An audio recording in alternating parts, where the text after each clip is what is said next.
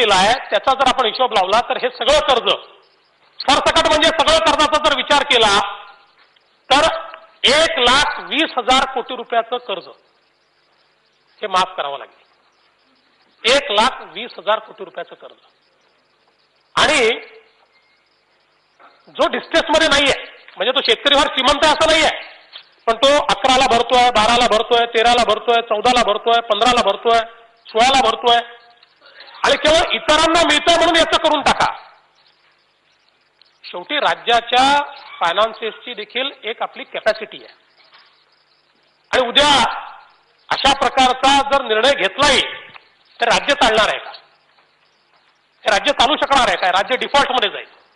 आणि म्हणून सरसकटचा अर्थ काय आहे तर सरसकटचा अर्थ असा आहे की कुठलीही लँड होल्डिंग ची अट न ठेवता जे डिस्ट्रेसमध्ये आहेत त्यांना.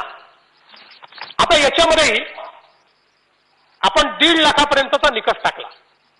त्याचं कारण काय? राज्याच्या अर्थव्यवस्थेचा विचार केल्यानंतर तुम्ही जेवढे पैसे उभे करू शकता, जेवढे खर्च करू शकता याचं एक लिमिटेशन आहे. आणि मग या लिमिटेशन मध्ये किती तुम्ही स्ट्रेच केलं आणि स्ट्रेच करून एक तुम्ही आकडा ठरवला तर तुमच्याजवळ जर 10 रुपये आहे तर या 10 रुपयामध्ये पहिल्यांदा कोणाला कर्जमाफी दिली पाहिजे? जो सगळ्यात गरीब आहे त्याला दिली पाहिजे. मग त्याच्यापेक्षा थोडा ठीक आहे त्याला दिली पाहिजे.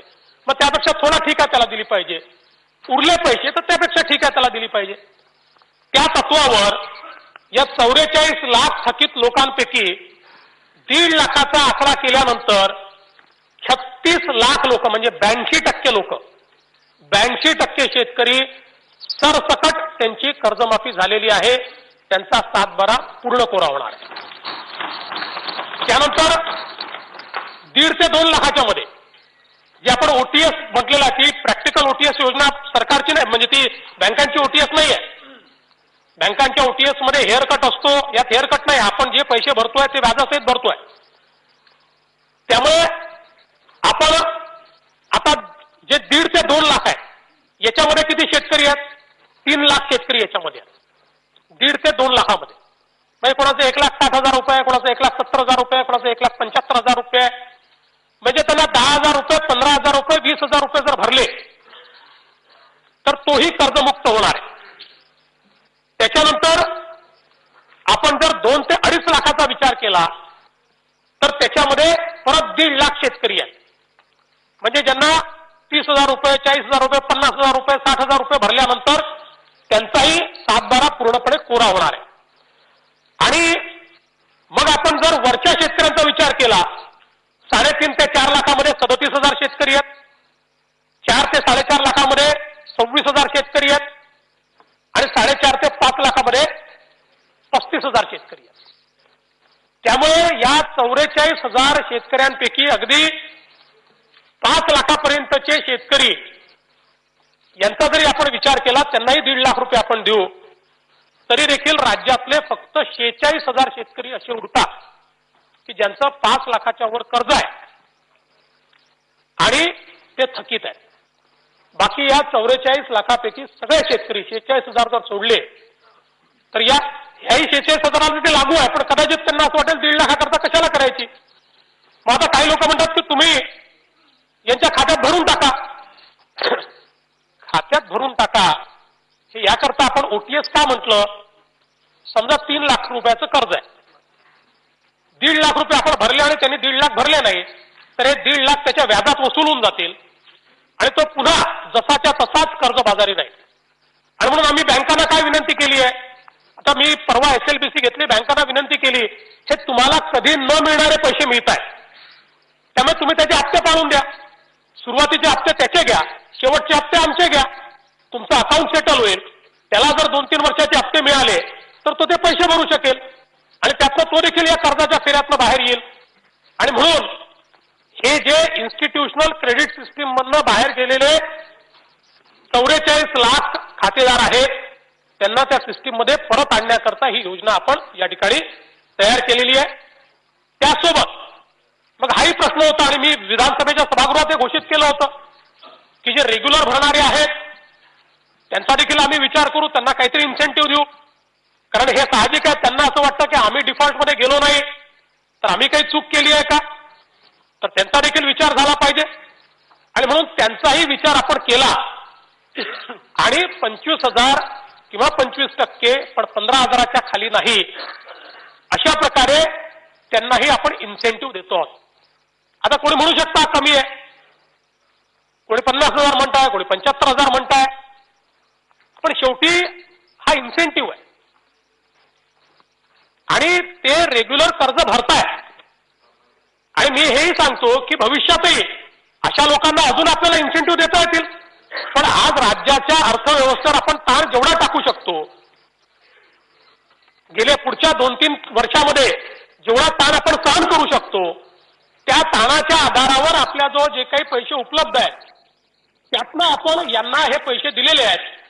आणि म्हणून मला असं वाटतं की हा इन्सेंटिव्ह आता आपण दिलाय याचा अर्थ भविष्यात देणारच नाही असं नाही.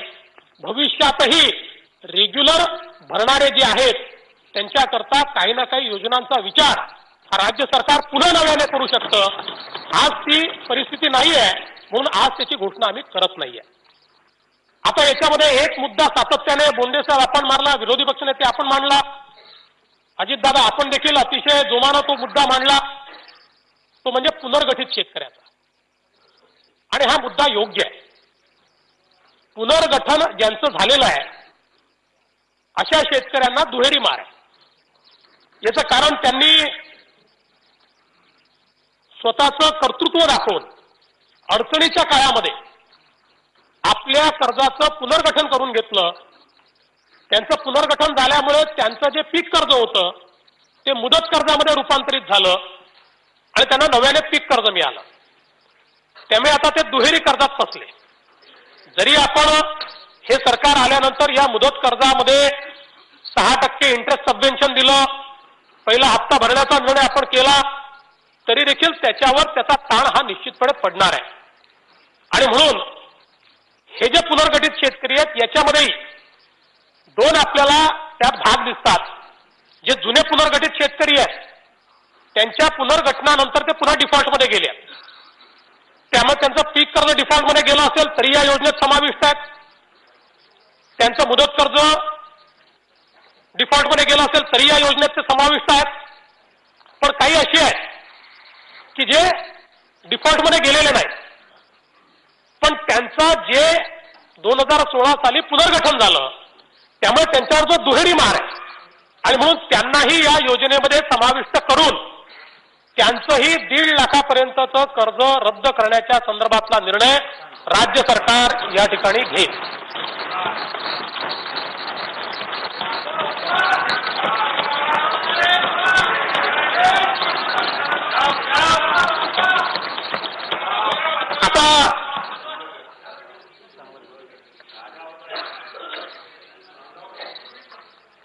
आता याच्यामध्ये दुसरा एक मुद्दा आला की तुम्ही फॉर्म कशा करता भरून घेताय. याद्या घ्या, पैसे भरून टाका. मुळामध्ये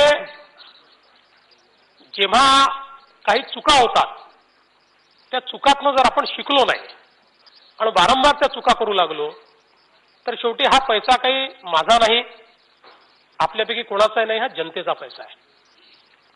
जो काही पैसा आपण देतो टॅक्सचा आहे.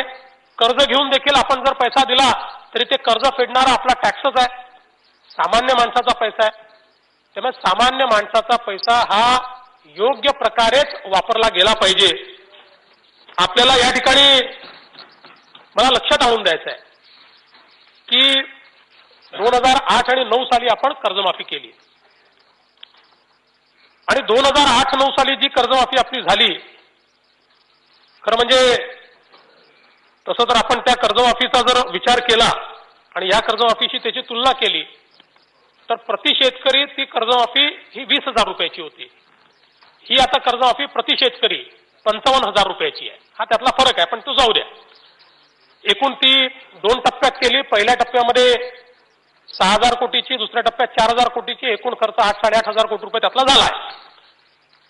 पण ही जी कर्जमाफी झाली याच्यामध्ये आपण जर बघितलं तर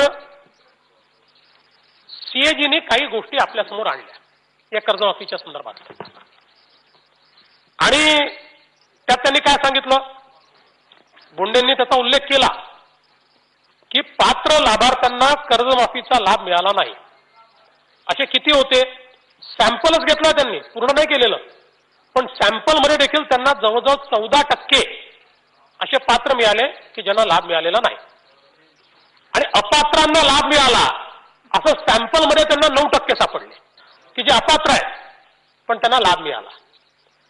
आणि याच्यामध्ये जर आपण बघितलं तर वेगवेगळ्या प्रकारच्या गोष्टी आपण म्हणजे गैरवित्तीय संस्थांना नियमात नसताना दिलेली माफी 164 कोटी. त्याच्यानंतर वेगवेगळे आहेत, आता मी सगळे वाचून दाखवत नाही. वैयक्तिक कर्ज, वाहन कर्ज, उद्योगाकरता कर्ज, जमीन किंवा दुकानाकरता कर्ज, असंही कर्ज माफ झालं. जे शेतकऱ्याचं कर्ज नव्हतं पण असंही कर्ज त्या ठिकाणी माफ झालं. असे अनेक अकाउंट्स निघाले. त्यानंतर राईट ऑफ केलेले अकाउंट्स हा सगळ्यात महत्वाचा मुद्दा आहे. हा काही